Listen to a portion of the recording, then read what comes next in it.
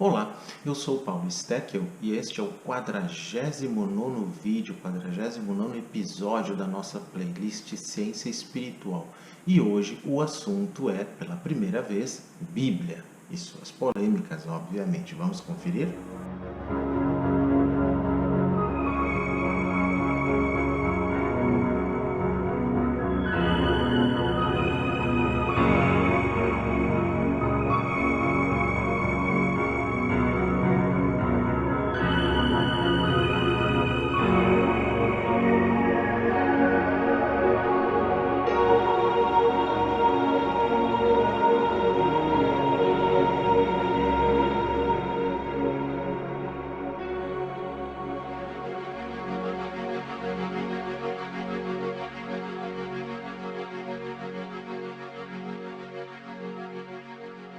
Por que o título deste vídeo é A Bíblia sem o mito? É possível Bíblia sem o mito? Quer dizer então que a Bíblia é toda cheia de mitos? Mas se a Bíblia é cheia de mitos, que verdade resta se a destituirmos deles? O que é real ali no texto bíblico e o que é uma viagem da mente humana ou das crenças humanas? Esse é o objetivo deste vídeo, tentar responder isso, usando inclusive dois livros. Hoje nós não vamos usar um, vamos usar dois. O primeiro livro que eu gosto muito é este aqui. Se chama A Bíblia Desenterrada, a nova visão arqueológica do antigo Israel e das origens dos seus textos sagrados, de Israel Finkelstein e Neil Asher Silberman, que foi publicado no Brasil pela editora Vozes em 2018, mas cujo original, publicado pelos próprios autores, é de 2001.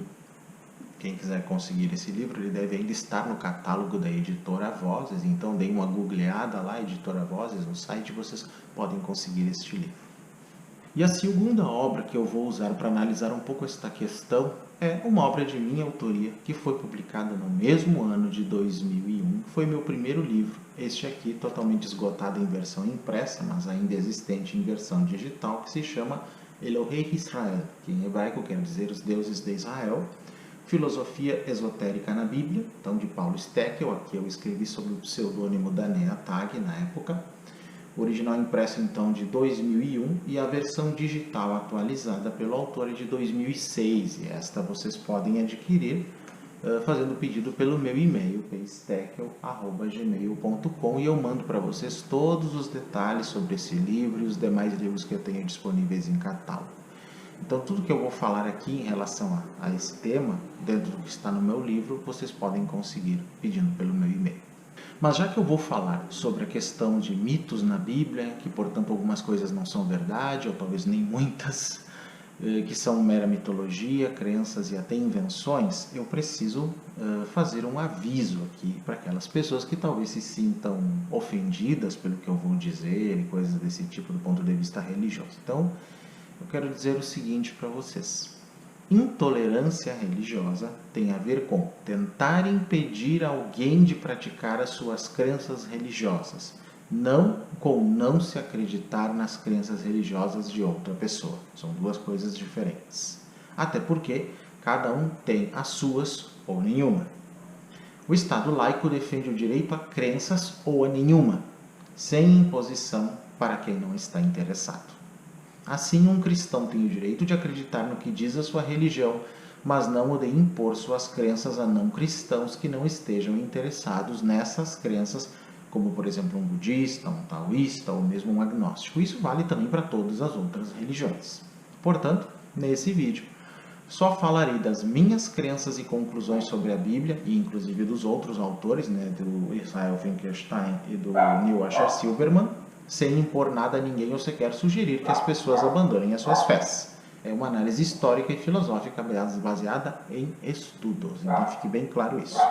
Mas inicialmente eu gostaria de falar da influência do livro A Bíblia Desenterrada neste meu livro Elohei Israel, que foi o primeiro livro que eu escrevi na minha vida. Eu fiquei sabendo do livro de Finkelstein e Silberman quando eu já estava escrevendo Elohei Israel, em 2001, mas contudo as matérias jornalísticas da época, com resumos da teoria deles, influenciou o que eu escrevi na versão original de 2001. que foi lançado um pouco depois do livro deles, que foi lá em inglês, né?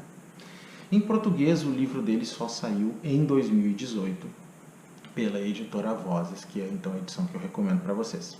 Então, naquela época, 2001, eu já trabalhava com a ideia de que a Bíblia era uma história mítica, baseada em outros autores, inclusive que estão na bibliografia do meu livro, de que ela era uma história mítica mal montada, onde pouca coisa poderia ser considerada realmente de valor histórico, que é o que Silberman e o Finkelstein falam no livro deles. Falo disso no meu livro também. Então, os livros dos israelenses me fez dar esta visão ao meu livro, mesmo tentando analisar o simbolismo místico da Bíblia em bases cabalísticas, gnósticas e até teosóficas na época, algo sobre o que penso um pouco diferente hoje em dia. Então, eu diria que se eu fosse escrever o livro Eloé Israel hoje, eu faria um pouco diferente, pelo menos em algumas interpretações, o que é perfeitamente normal, né, gente? O livro foi escrito 20 anos atrás, a pesquisa foi até anterior, e o meu livro ele foi baseado na leitura da Bíblia inteira, Antigo e Novo Testamento, no texto disponível em hebraico, no Novo Testamento em grego koiné, dialetal, né? Algumas coisas em latim também.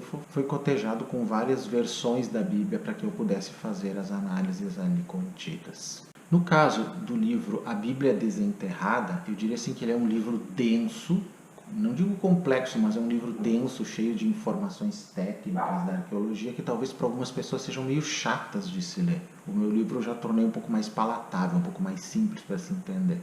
Mas de qualquer forma, eu escolhi alguns trechos a dedo do livro A Bíblia Desenterrada, em que os autores apresentam a teoria deles, o que realmente eles acham que não é histórico dentro do texto do Antigo Testamento, porque embora o livro se chame A Bíblia Desenterrada, ele só trata do Antigo Testamento. O meu livro trata do Antigo e do Novo Testamento e ainda de alguns apócrifos. Então, já no prólogo de A Bíblia Desenterrada, os autores dizem o seguinte: o mundo no qual a Bíblia foi criada não era o de um reino mítico de grandes cidades e heróis sagrados, mas reino minúsculo no plano terreno, onde as pessoas lutavam pelo futuro contra os medos demasiado humanos da guerra, pobreza, injustiça, enfermidade e fome. A saga histórica contida na Bíblia, no caso eles estão se referindo ao Antigo Testamento somente, não foi uma revelação miraculosa, mas o produto brilhante da imaginação humana. Ela foi concebida inicialmente, como sugerem os achados arqueológicos recentes, no intervalo de 2 ou 3 gerações há cerca de 2.600 anos. Seu lugar de origem foi o reino de Judá, a região esparsamente povoada de pastores e fazendeiros, governada a partir de uma cidade real afastada, precariamente empoleirada, no meio das montanhas em algum pico estreito situado entre íngremes ravinas rochosas. Aí na introdução, eles dizem o seguinte: a arqueologia não provou que a narrativa bíblica é correta em todos os seus detalhes. Longe disso. Agora é evidente que muitos eventos da história bíblica não ocorreram naquela era em particular, nem da maneira descrita. Ficou claro que alguns dos mais famosos eventos narrados na Bíblia jamais aconteceram. Agora sabemos que os livros mais antigos da Bíblia e suas famosas narrativas da história israelita mais antiga foram codificados e, em aspectos essenciais, compostos pela primeira vez em lugar e tempo identificáveis, na Jerusalém do século VII antes da Era Comum.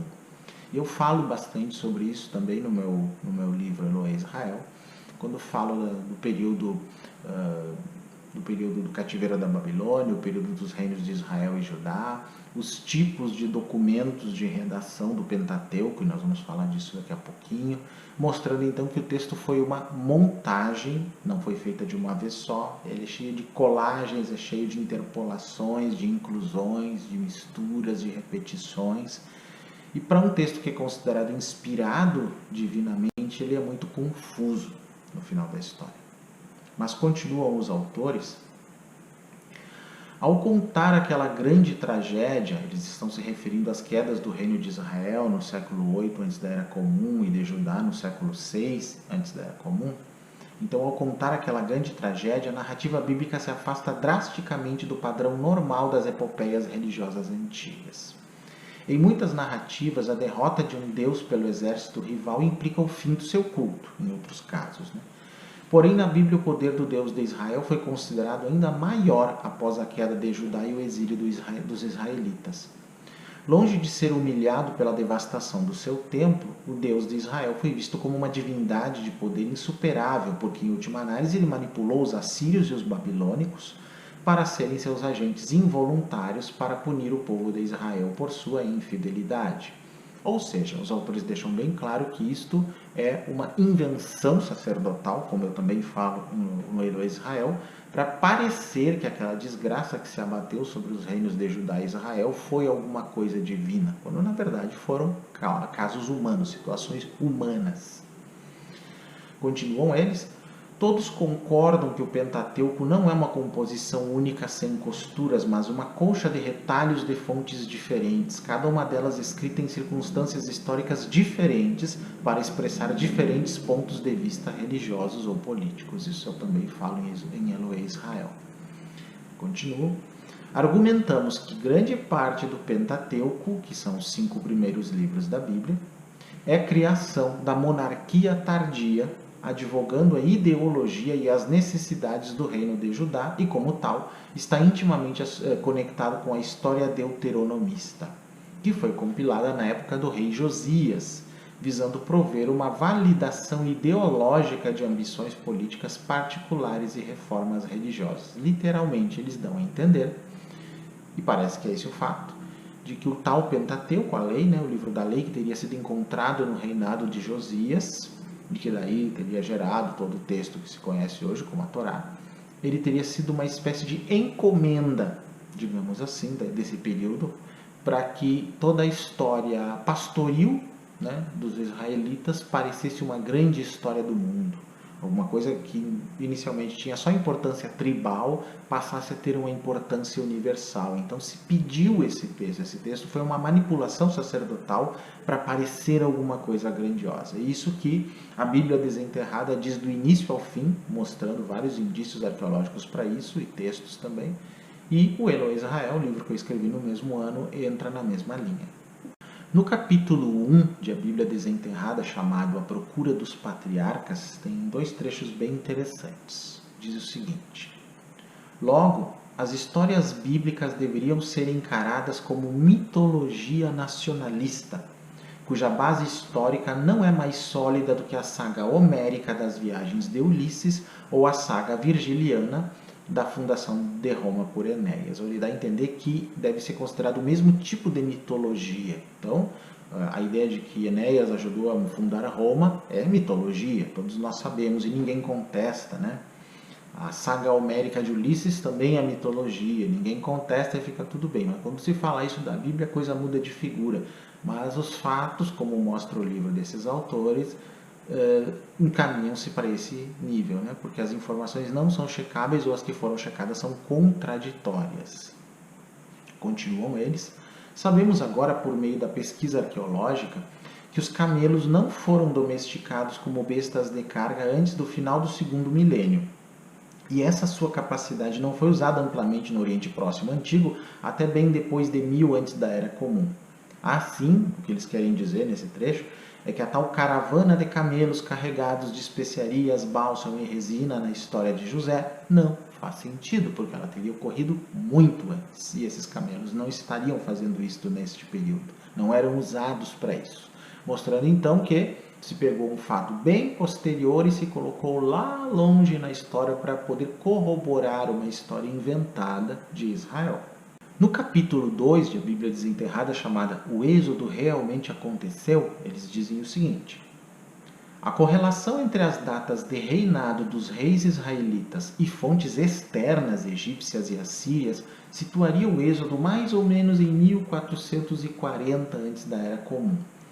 Isso é mais de 100 anos depois da data de expulsão dos invasores Hyksos, pelos egípcios, em torno de 1570 antes da Era Comum. Porém, há uma complicação ainda mais séria. A Bíblia fala explicitamente dos projetos de trabalhos forçados dos filhos de Israel e menciona em particular a construção da cidade de Ramsés, que aparece no livro de Êxodo, capítulos 1 e 11. Esse nome é inconcebível no século XV antes da Era Comum. O primeiro faraó, chamado Ramsés, subiu ao trono somente em 1320 da Era Comum, antes da Era Comum, mais de um século após a data bíblica tradicional. A menção mais antiga de Israel em um texto extra-bíblico foi encontrada no Egito na estela que descreve a campanha do faraó Merneptah, que é o filho de Ramsés II, em Canaã, bem no final do século XIII antes da Era Comum. Baseados nisso, os especialistas argumentaram que se houvesse mesmo um êxodo histórico, tal como é contado ali na Bíblia, ele deve ter ocorrido no final do século XIII antes da Era Comum. Na verdade, os israelitas só gradualmente emergiram como um grupo distinto em Canaã, que possuía vários outros grupos étnicos, começando no final do século XIII a.C. Não há evidência arqueológica identificável da presença israelita no Egito imediatamente antes daquele tempo. Continuam eles, quando se descarta a possibilidade de milagres divinamente inspirados, é difícil de aceitar a ideia da fuga de um grande grupo de escravos do Egito, passando pelas fortificações da fronteira fortemente guarnecidas e indo para o deserto e depois para Canaã, na época dessa formidável presença egípcia. Qualquer grupo que escapasse do Egito contra a vontade do faraó teria sido facilmente rastreado, não só pelo exército egípcio, saindo ao seu encalço a partir do delta, mas também pelos soldados egípcios estacionados nos fortes no norte do Sinai e em Canaã. De fato, a narrativa bíblica alude ao perigo de tentar fugir pela rota costeira. Assim, a única alternativa seria adentrar as vastidões desoladas da península do Sinai. Porém, a possibilidade de um grande grupo de pessoas peregrinar pela península do Sinai também é contradita pela arqueologia. A conclusão de que o êxodo não aconteceu na época nem da maneira descrita na Bíblia parece ser irrefutável quando examinamos a evidência em sítios específicos onde se diz que os filhos de Israel acamparam por períodos extensos durante sua migração pelo deserto, conforme o livro de Números no capítulo 33, e onde é praticamente certo que se encontraria algum indício arqueológico, caso houvesse algum. De fato, a maior parte da região, incluindo Edom, que é mencionado como um estado governado por um rei na narrativa bíblica, não era nem mesmo habitada por uma população sedentária naquele tempo. Em termos bem simples, a arqueologia mostrou que não havia reis em Edom ali que os israelitas pudessem encontrar. Bom, os sítios arqueológicos mencionados em Êxodo, os sítios são reais, mas não estavam habitados na época citada. A saga do êxodo de Israel do Egito não é nem verdade histórica nem ficção literária. É uma poderosa expressão de memória e esperanças nascidas em um mundo que estava em meio à mudança. O confronto entre Moisés e o faraó espelhou a momentosa confrontação entre o jovem rei Josias e o recentemente coroado faraó Necau. Isso nós estamos falando já no século VI antes da era cristã. Então, nesse período do rei Josias, o faraó era Necau.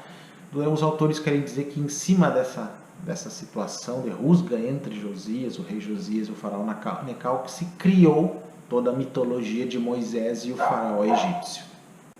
No capítulo 3, chamado A Conquista de Canaã, eles dizem o seguinte: o vulto destacado de Josué é usado para evocar um retrato metafórico de Josias, o pretenso salvador de todo o povo de Israel. De fato, o biblista norte-americano Richard D. Nelson demonstrou que a figura de Josué é descrita na história deuteronomista em termos usualmente reservados para um rei. Então dá a entender que esse Josué, que na realidade Yehoshua, de onde vem o termo Jesus depois, é o mesmo termo hebraico, seria também uma invenção para representar o rei Josias, que aliás são nomes não muito diferentes, Josué e Josias.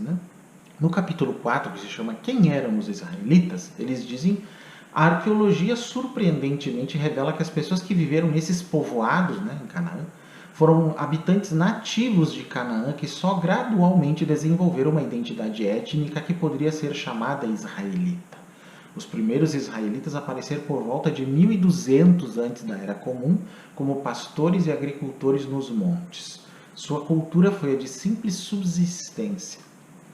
O processo que descrevemos aqui, de fato, é o oposto do que temos na Bíblia. O surgimento do Israel mais antigo foi decorrência e não causa do colapso da cultura cananeia. Vejam que interessante essa afirmação. E a maior parte dos israelitas não veio de fora de Canaã, eles emergiram de dentro dela. Não houve êxodo em massa do Egito, não houve conquista violenta de Canaã. A maior parte das pessoas que formou o primeiro Israel era de pessoas locais, as mesmas pessoas que vimos nas terras altas durante toda a Idade do Bronze e a Idade do Ferro. Os israelitas mais antigos foram, ironia das ironias, eles próprios, originalmente cananeus. No capítulo 7, chamado O Primeiro Reino Esquecido de Israel, em que eles falam que a pesquisa feita por escavações nas regiões dos antigos reinados de Davi e Salomão, essa pesquisa afasta a única evidência arqueológica de que alguma vez houve uma monarquia unificada com sede em Jerusalém e dá a entender que, em termos políticos, Davi e Salomão não passaram de chefes montanheses, cujo alcance administrativo se manteve em um nível puramente local, restrito à região montanhosa. Inclusive, eles não contestam, esses autores, a existência real de Davi e Salomão em algum momento, embora contestem a existência de Moisés e até de Josué. Mas de Davi e Salomão não. Porém, segundo eles seriam como que reizinhos, nem reizinhos, seriam chefes locais, simplesmente, de tribos da montanha, né? E que então depois se aumentou o conto para parecer uma história fantástica em favor dos israelitas. No capítulo 9, chamado A Transformação de Judá, se diz o seguinte: a idolatria do povo de Judá não constituiu um afastamento do anterior monoteísmo, que é o que se prega na Bíblia, né? Que Judá era monoteísta, depois se voltou aos deuses estrangeiros e aí sofreu digamos, a invasão, né, dos assírios, dos babilônios e assim, né, então Judá, Israel, e aí eles foram levados cativos. Na verdade, em vez disso, foi o modo como o povo de Judá havia cultuado por centenas de anos, ou seja, aquilo era o culto deles durante muito tempo. A Jerusalém de Davi e Salomão era apenas um dentre um número maior de centros religiosos que existiam na terra de Israel. Ela seguramente não foi reconhecida desde o início como o centro espiritual de todo o povo de Israel. É fácil de ver por que os autores bíblicos ficaram tão irritados com a idolatria. Ela era um símbolo da diversidade social caótica. Os líderes dos clãs nas áreas periféricas dirigiam seus próprios sistemas de relações econômicas, políticas e sociais à parte da administração ou do controle da corte em Jerusalém. Isso não agradou a corte, obviamente, né? Essa independência da área rural, embora em alta conta junto ao povo de Judá, foi condenada como retorno à barbárie do período pré-israelita, que na verdade nunca existiu, né? Tanto é que, por ironia, aquilo que era mais genuinamente judaíta foi etiquetado como heresia cananeia. Na arena do debate religioso e da polêmica religiosa, o que era antigo repentinamente passou a ser visto como estrangeiro, e o que era novo repentinamente foi visto como verdadeiro. É a fake news da época, se nós formos analisar bem, né? Acho que dá para fazer uma comparação bem interessante aí. Uma fake news que se tornou verdade com o tempo. E por meio de algo que só pode ser chamado de uma extraordinária efusão de teologia retrospectiva, ou que eu chamo de retroação forçada, na verdade, a história israelita foi submetida a uma releitura, como se o novo reino centralizado em Judá e o culto a Yahvé centrado em Jerusalém sempre tivessem existido, o que é uma falácia, arqueologicamente falando. No capítulo 11, chamado Uma Grande Reforma, que se refere ao período da reforma de Josias, que vai de 639 a 586 antes da Era Comum, eles dizem o seguinte: o papel messiânico de Josias, o rei Josias, emergiu da teologia do novo movimento religioso que modificou drasticamente o que significava ser um israelita e lançou os fundamentos para o futuro judaísmo e para o cristianismo. Esse movimento acabou produzindo os documentos centrais da Bíblia, o principal entre eles, o Livro da Lei, descoberto durante as reformas do Templo de Jerusalém em 622 antes da Era Cristã, ou antes da Era Comum, né? No 18º ano do reinado de Josias, conforme diz a Bíblia. Esse livro, identificado pela maioria dos especialistas como uma forma original do livro do Deuteronômio, desencadeou uma revolução no ritual e na reformulação completa da identidade israelita.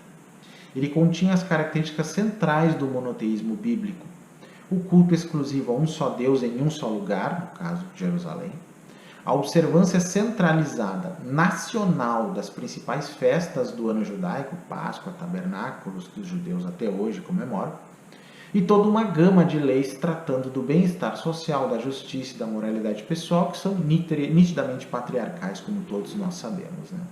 E aí vamos para o livro Eloê Israel, algumas coisas que eu escrevi, né, quando ele foi lançado então em 2001, e que tem a ver com tudo isso que eu falei antes do livro A Bíblia Desenterrada de Finkelstein e Silberman.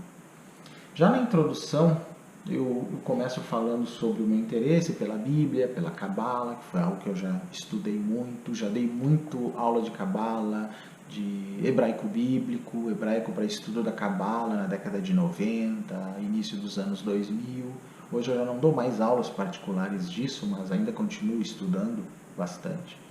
Então, num dado momento eu digo assim, o que mais me impressionou, né, no meu estudo da Bíblia, que foi usado para escrever o livro, foi o fato de não existir um original completo da Bíblia que eu pudesse estudar. Ou seja, a tão divulgada palavra de Deus não possui um original definitivo. Os católicos aceitam alguns livros que os protestantes não aceitam. Os judeus só aceitam os livros hebraico-aramaicos do Antigo Testamento. E os judeus da dispersão aceitavam livros que nem católicos, nem protestantes, nem judeus modernos aceitam. Como podemos conciliar essa quase insuperável divergência a respeito da inspiração divina? Bom, só para ser mais ilustrativo. Quanto ao Novo Testamento, tanto para católicos como protestantes, parecem não haver divergências. Quanto ao Antigo Testamento, porém, a Torre de Babel continua de pé. A forma mais antiga que temos do Antigo Testamento é a tradução grega do 70, feita entre 250 e 150 antes da Era Comum, e que continha 51 livros, incluindo os livros gregos da Bíblia Católica, mais os apócrifos Esdras 1, Macabeus 13 e 4, sendo que Baruque foi dividido em 2 livros e Daniel em 3. Nessa versão do 70, a Igreja Católica baseou seu cânone, que fixou o Antigo Testamento em 46 livros, então foram cortados os apócrifos. Já o Tanar judeu, que é o nome que se dá então à Bíblia, ao Antigo Testamento judaico, né? O Tanar é a junção da Torá, dos escritos e dos profetas, que é o equivalente então ao Testamento, não, Antigo Testamento cristão. Ele foi fixado no período talmúdico, entre 300 antes da Era Comum e o ano 500 depois da Era Comum. E possui apenas 39 livros, pois não aceita os livros gregos da Bíblia Católica. O Antigo Testamento protestante segue os livros do Tanar judeu, renegando os escritos em grego. No caso do Novo Testamento, não parece que a Igreja tenha chegado a uma conclusão unânime sobre quais livros eram inspirados antes do século IV. Todavia, ainda persistiam algumas dúvidas. Os protestantes no século XVI extirparam os livros gregos do Antigo Testamento, de forma que então a partir daí nós temos 2 Bíblias no cristianismo. Como os católicos, após a Reforma, continuavam com dúvidas a respeito da inspiração divina dos livros de sua Bíblia, a lista dos atuais 73 livros da Bíblia Católica só foi oficializada pelo Concílio de Trento no século XVI e, pasmem, pelo Concílio Vaticano do século XIX. Isso prova que até muito pouco tempo não se havia chegado a uma conclusão definitiva a respeito de quais livros bíblicos deveriam ser considerados inspirados ou não. Mas aí você pergunta, mas esses livros possuem alguma coisa mística, alguma coisa esotérica, alguma coisa relevante nesse sentido? Bom, é uma das afirmações que eu faço no livro, mas eu explico durante toda a obra em que sentido é isso. Mas ainda aqui, na introdução, eu digo o seguinte, se considerarmos que os diversos textos da Bíblia foram escritos, não em sua totalidade, obviamente, mas em parte, por místicos e iniciados das mais variadas origens e conhecimentos, até porque é uma colcha de retalhos e às vezes são plágios de coisas mais antigas que nem são daquela região, poderemos descobrir a base na qual eles devem ser interpretados. Primeiro, separar a colcha de retalho e interpretar cada pedaço adequadamente, né? Saberemos, inclusive, separar os textos místicos das interpolações sacerdotais e das deliberadas alterações nos originais mais antigos para validar certas crenças posteriores e ideias posteriores, como isso que Finkelstein e Silberman disseram no livro deles, né? Aqui tem 2 pontos que eu trato no livro e que é interessante a gente considerar. O sentido em que devemos considerar o que está escrito na Bíblia e a interpretação dela. Bom, em relação ao sentido, qual sentido devemos considerar? Né? com relação ao que está escrito na Bíblia. Ora, enquanto teólogos entendem por sentido das Escrituras Sagradas aquilo que o Espírito Santo ou Deus quis dar a conhecer aos homens, nós, por outro lado, entendemos por sentido a intenção que os autores humanos da Bíblia quiseram expressar por escrito, intenção essa nem sempre tão evidente, coerente e coesa. Os teólogos católicos dividem o sentido da Bíblia em 4 tipos. O sentido literal, que é o primeiro, que é o dado pelo significado imediato das palavras usadas no texto bíblico. Aqui temos um primeiro problema, como eu vou falar daqui a pouquinho, porque existem muitos trechos da Bíblia cujo sentido literal não é conhecido, até porque as palavras não se sabe o que querem dizer exatamente. Se perdeu o significado delas, depois eu vou falar. O sentido espiritual é o segundo. Aponta verdades nas quais se deve crer, indica regras a serem seguidas e registra as promessas de bens eternos que o fiel poderá alcançar. Terceiro, sentido consequente, deduzido mediante simples raciocínio sobre o que está escrito, sendo o sentido mais utilizado no doutrinamento dogmático. E por último, o sentido acomodatício, quando se aplicam as palavras da Bíblia a coisas diferentes daquelas entendidas pelos hagiógrafos, que é basicamente fazer a Bíblia dizer o que bem se entende, algo muito usado no protestantismo e no neopentecostalismo especificamente, ou, trocando em miúdos, entre os evangélicos, neopentecostais, que interpretam de modo acomodatício o texto bíblico, sem um conhecimento do contexto, daquilo que está escrito ali, interpretam de modo moderno, do jeito que bem entendem, para os seus devidos efeitos, sejam quais forem. Ainda há 2 outros sentidos que devemos considerar, que eu falo no livro, e que é muito difícil separar isso, sem um estudo profundo da Bíblia, que é o sentido profano ou exotérico, e o sentido sagrado ou esotérico. Então, o profano ou exotérico é o sentido público, Então, o aberto, o literal, o evidente. Então, a palavra é a palavra envolvida no símbolo, que não pode ser compreendida por um não iniciado. E o sentido esotérico ou sagrado é o sentido restrito, não público, simbólico, oculto e iniciático, reservado apenas para aqueles que têm as chaves esotéricas para sua compreensão. E isto, obviamente, não é em todo o texto bíblico.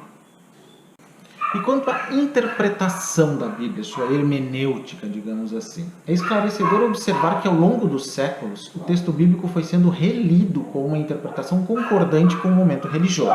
Se na recensão canônica hebraica de Isaías, por exemplo, o texto hebraico transmitido identifica o servo com Israel, por exemplo, e tu, Israel, és meu servo, na versão grega dos 70 a identificação é com o Israel perseguido da diáspora. Como explicar essa elasticidade da interpretação, Esse é bem o sentido acomodatício, Em princípio, devemos considerar o sentido que o autor do texto quis transmitir, e não o sentido deduzido a posteriori em condições histórico-religiosas totalmente diferentes das originais. Isso seria uma desonestidade intelectual, digamos assim, Há mais coerência na religião judaica em aceitar apenas o Antigo Testamento do que na religião cristã em uni-lo ao Novo Testamento, colocando ambos no mesmo caldeirão, tipo água e sal, açúcar, água e sal junto, tudo, e ainda desejando um sabor final agradável. Provavelmente o grande público não saiba, mas o texto grego da versão dos 70, a base do Antigo Testamento católico, não é, falando a bem da verdade, uma tradução do original hebraico, mas uma espécie de adaptação livre deste original, um discurso sobre outro discurso. E isto não aconteceu porque naquele tempo se desconhecesse a língua hebraica. A questão é que os interesses eram outros. Se a versão aramaica do Antigo Testamento, ou Targum do século II depois da Era Comum, possui só 50% do texto original hebraico em sua tradução, a versão grega dos 70 possui menos ainda. Temos então um conflito de interpretações que não parece de modo algum resolvido. A interpretação da leitura original hebraica é uma, a da versão dos 70 outra, da comunidade do Mar Morto, ou Qumran, é outra, a da igreja primitiva, outra, e a do Targum aramaico, outra. Na verdade, já no final do século XIX, os críticos da Bíblia, os pesquisadores, linguistas, perceberam que o texto da Torá, a original lá hebraica, aramaica também, parte em aramaico, ela é uma compilação de 4 documentos muito diferentes entre si, mas que são posteriores, então, ao suposto período de Moisés, que foram denominados, então, de documento javista, documento eloísta, documento deuteronomista e documento sacerdotal. Qual a característica deles? Assim, rapidinho para vocês entenderem. O documento javista, ou J, né? Provavelmente é o mais antigo e o mais próximo do período de Moisés, só teria sido escrito no século 9 antes da Era Comum, em Judá. A sua característica é usar o nome Yahvé, com o qual Deus teria se revelado a Moisés. Tem um estilo vivo, cheio de imagens e pode ter sido escrito no reinado de Salomão, pelo menos a sua base, né? Os textos javistas, em certas passagens, refletem concepções mais arcaicas e diferentes, de forma que alguns pesquisadores as atribuem uma fonte javista primitiva. Quem sabe um pálido eco da Torá original, vai se saber, né? Já o documento eloísta, que é o segundo tipo de escrita dentro da Torá, é um pouco mais recente que o javista, tendo sido escrito em Israel. E a sua característica é designar a Deus pelo nome plural Elohim. Então, o documento javista chama Deus de Yahvé, o eloísta de Elohim, que o pessoal pronuncia Elohim inadequadamente, né? A rigor quer dizer deuses e não Deus, é um plural na verdade. Demonstrando que essa tradição está contaminada pela teologia e mitologia dos povos vizinhos de Israel, apresentando inclusive elementos da iniciação caldaica da Mesopotâmia. Então, esse é o segundo tipo, né? O terceiro, então, que é o deuteronomista, teria sido acrescentado à Torá antes mesmo do Levítico, que na ordem vem antes do Deuteronômio, na ordem do Pentateuco. Isso deve, então, ter ocorrido, né, depois de Josias, que foi rei de Judá, que promoveu uma intensa reforma religiosa, como eu falei antes. A tradição deuteronômica tem estilo oratório e traz a doutrina da preferência de Deus por Israel e da obediência que o povo lhe deve por isso. Pode ter sido trazida para Judá pelos levitas após a ruína do reino de Israel e representa costumes até então desconhecidos em Judá.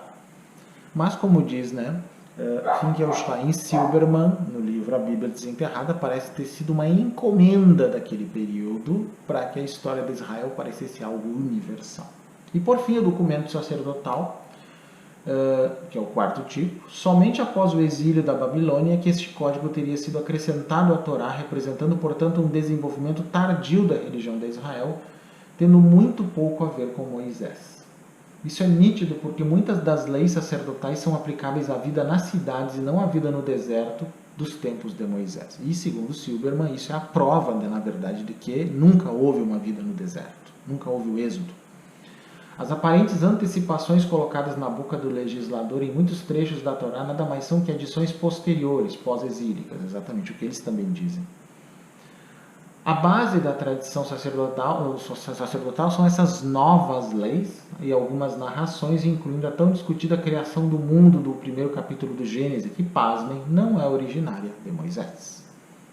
Essa tradição é mesopotâmica, como todos nós já vimos por aí em alguns livros e documentários, né?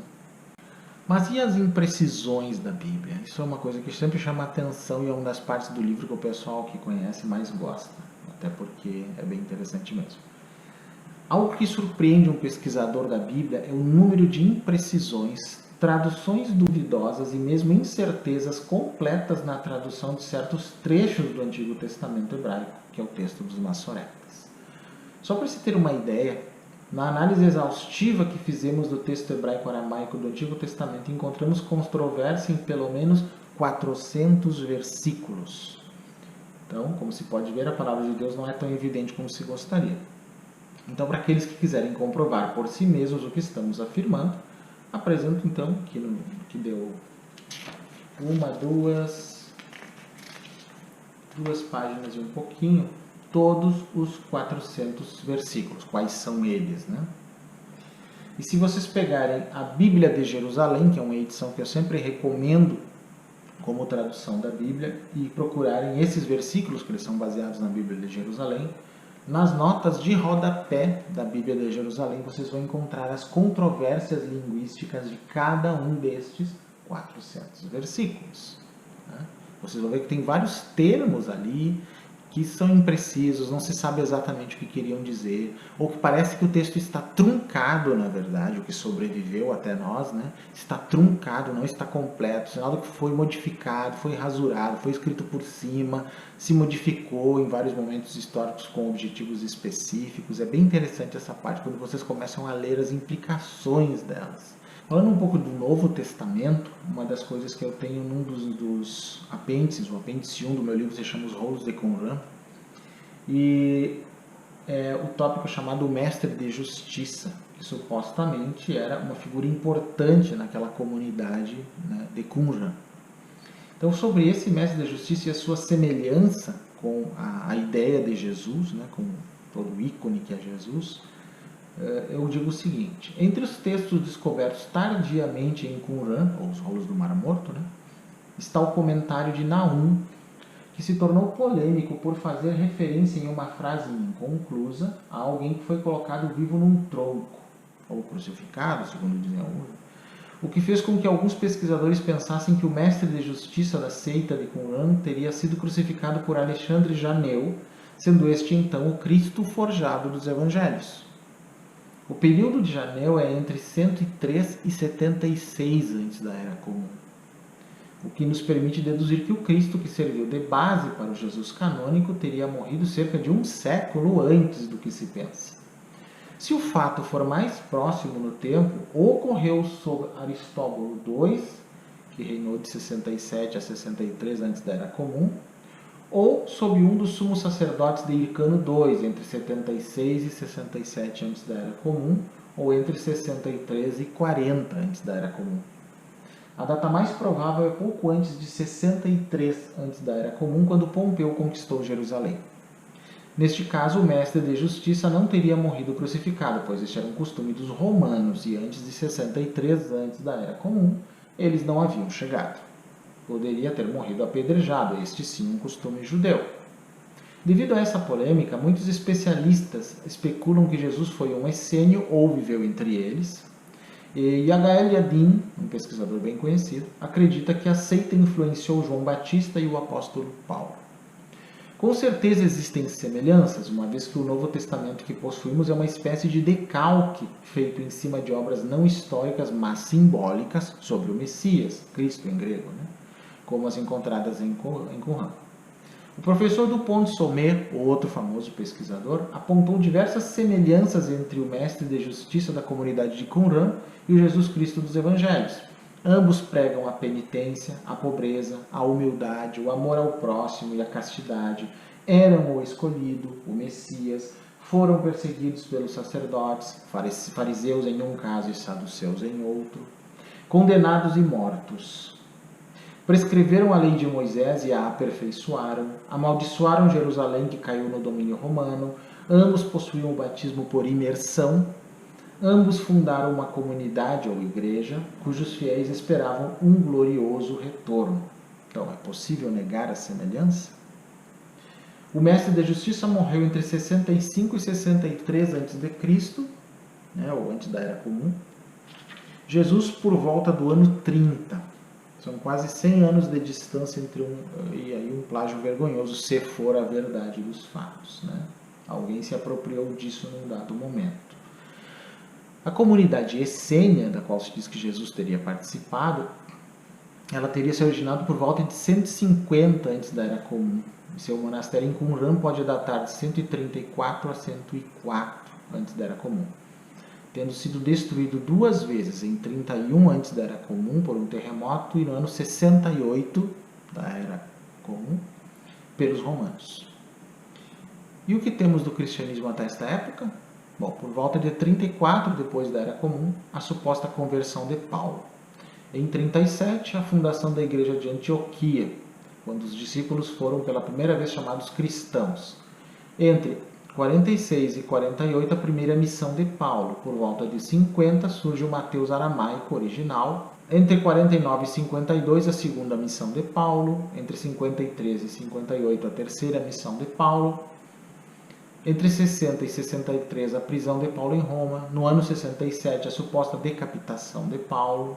Isso pouco antes de Vespasiano, em 68, dizimar a comunidade de Qumran.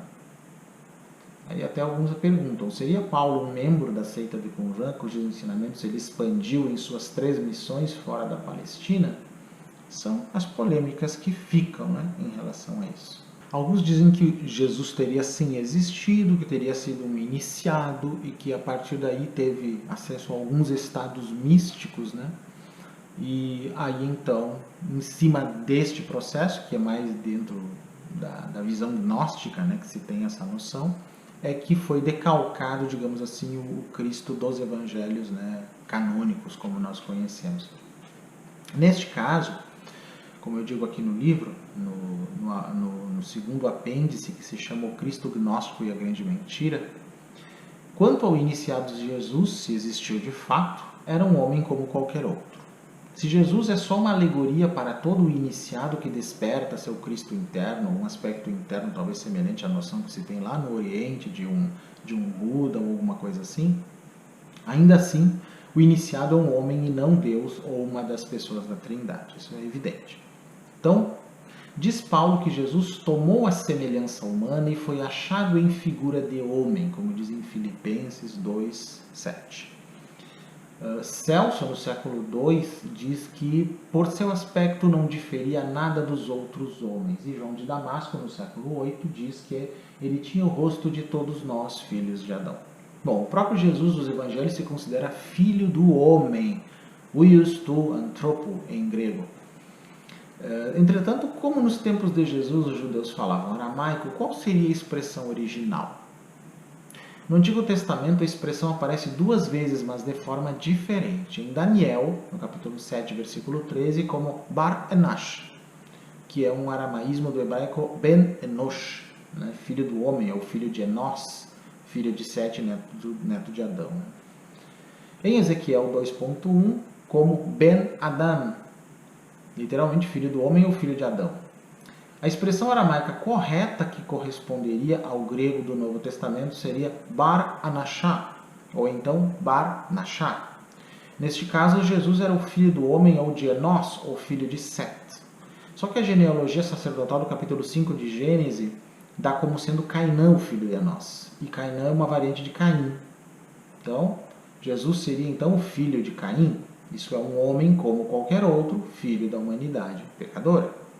Como era um iniciado, porém, teria, segundo dizem os gnósticos, acessado seu Cristo interno e transcender a ele mesmo este pecado. E aí acabam sobrando 3 opções, né, para o Jesus histórico, que eu falo aqui no livro. A primeira é aceitarmos a existência de Jesus tal como nos relatam os evangelhos. Neste caso, ele teria nascido por volta do ano 7 antes da Era Comum. A segunda opção é considerarmos o mestre de justiça dos essênios de Qumran como uma figura na qual se basearam mais tarde os cristãos para forjar o seu Nazareno. O mestre de justiça deve ter nascido entre o reinado de Alexandre Janeu, de 103 a 76 antes da Era Comum, ou mesmo antes, de qualquer forma, uns 100 anos antes da Era Comum. E a terceira opção nos vem do Sefer Toldos Yeshu, o livro da história de Jesus, uma obra escrita pelos judeus que viviam na Babilônia no período da Gemara Talmúdica, entre os 200 e 500 depois da Era Comum. E é um livro judaico e não cristão sobre Jesus, uma espécie de evangelho judaico apócrifo. Para os talmudistas que escreveram a obra, Jesus, Yoshua, em hebraico, teria nascido em Lida, na Judéia, um século antes da Era Cristã, durante o reinado de Alexandre Janeu, como na segunda opção eu falei. Seria o filho de Yosef Panther, ou Pandira, e de Maria, ficando conhecido pelo nome de Yoshua ben Panther, Jesus, filho de Panther ou Pandira. Acusado pelos judeus de praticar a magia dos egípcios e de ter se apoderado do incomunicável nome de Yahvé, este Jesus teria sido condenado à morte pelo Sinédrio em Lida, apedrejado e depois crucificado em uma árvore, ou empalado, né, na véspera da Páscoa judaica. Então, à primeira vista, parece haver alguma relação entre esta narrativa judaica e o que dizem os textos de Qumran sobre o mestre de justiça. Em ambos os casos, a história se passa no tempo de Alexandre Janeu. Talvez o Sefer Toldos Yeshu seja a versão judaica da perseguição e morte do mestre de justiça, relatada nos textos do Mar Morto. Desta forma, o nome de Jesus e do mestre de justiça seria o mesmo, Yoshua ben Panther. É uma hipótese tentadora, mas não sabemos se realmente ela é verdadeira. Mas para encerrar algumas coisas que estão no meu livro Eloé Israel, sobre as controvérsias do Novo Testamento, uma coisa bastante impressionante esse trecho aqui. Não existem os documentos originais do Novo Testamento. Exatamente o que vocês ouviram. Não existem os documentos originais do Novo Testamento, mas apenas cópias que não remontam além do século IV depois da Era Comum. Isso é, 300 anos separam a redação original do texto conservado. Algumas cópias em papiro podem remontar ao século III, mas trazem apenas fragmentos de textos.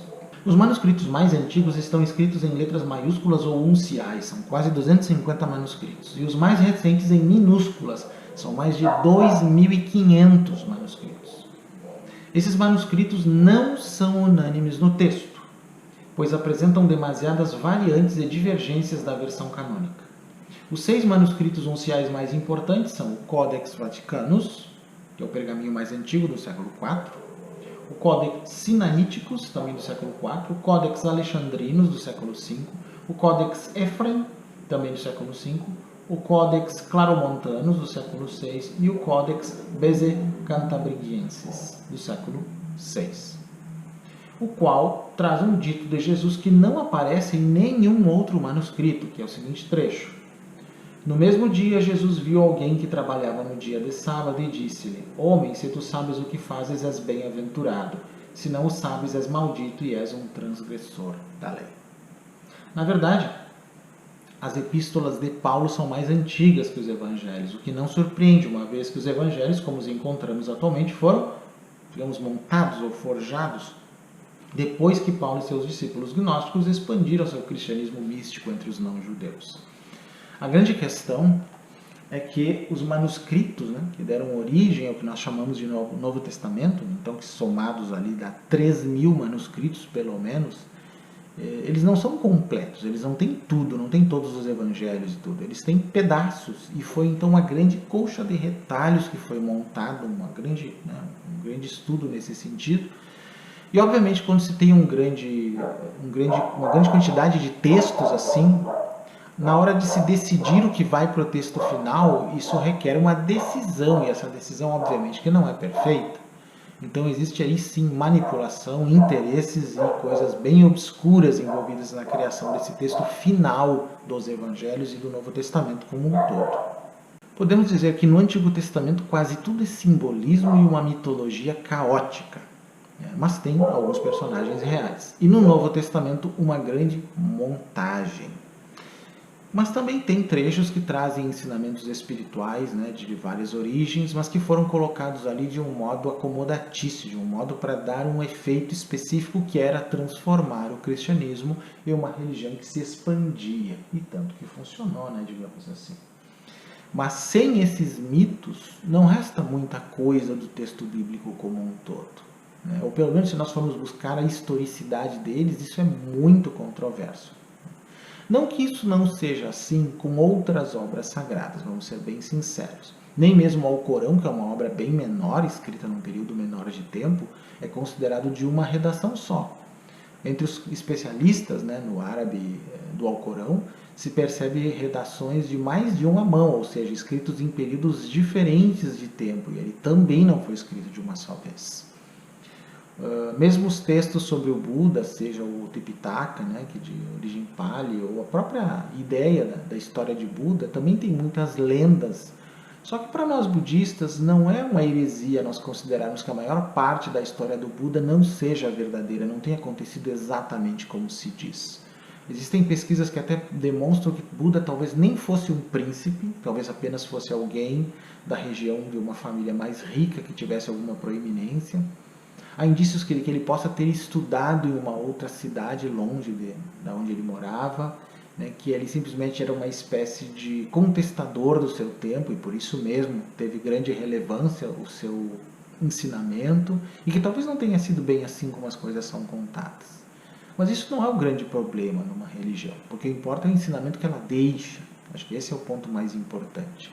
Mas se nós somos buscadores da verdade, deve realmente nos interessar a verdade dos fatos. A Bíblia é uma mitologia, muito pouca coisa de história existe ali. Então ela não tem esta precisão histórica de forma alguma, assim como nem os Vedas, nem o Tripitaka budista, nem o Alcorão, nem o Zenda Avesta, né, do Parsismo, nada, nenhuma dessas obras sagradas possui essa precisão histórica que nós buscamos hoje, inclusive até porque isso é uma coisa mais moderna.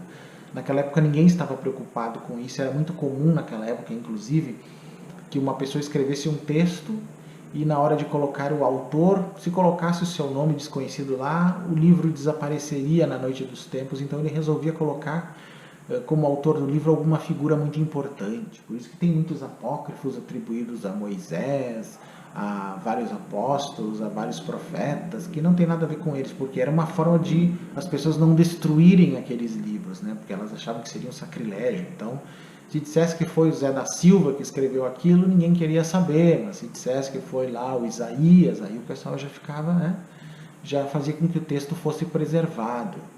Além dos plágios que eram muito comuns naquela época e também ninguém se dava conta disso, ninguém falava nada quanto a isso. Existia assim, alguém pegava um texto, copiava, às vezes colocava uma nota de rodapé e no próximo essa nota era considerada parte do texto, o texto ia aumentando e ia tornando confuso inclusive o texto, porque as notas de rodapé muitas vezes são as opiniões do copista, digamos assim. Isso aconteceu também nos textos egípcios, nas recensões egípcias do Livro dos Mortos, né?